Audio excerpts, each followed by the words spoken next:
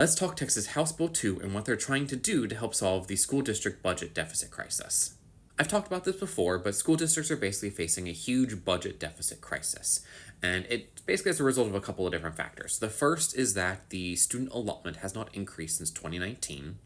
The second is that federal and state funding, basically COVID funding that came around in 2020, ended last year. And then the third is that additional funding that was supposed to be provided to school districts from the state was withheld by Governor Abbott because they did not pass any of his school voucher program stuffs.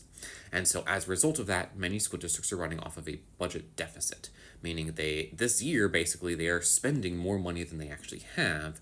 And in order to resolve that crisis, they're going to have to make serious cuts. School districts are cutting jobs, teaching staff, paraprofessional staff, counseling staff. Some school districts are even having to close down entire schools that have, like low attendance numbers in order to consolidate and save money. And then we have school districts like Keller ISD that are coming up with this insane plan to split their district in half in order to attempt to resolve their budget deficit crisis. One method, which school districts have told the state would effectively solve their budget deficit crisis, is by increasing the student allotment, or the amount of money provided to school districts per student enrolled in their district, right? And currently, that student allotment is $6,160, and that pays for things like teacher salaries, supplies, operational costs, all that kind of stuff. But as I said earlier, that has not increased since 2019.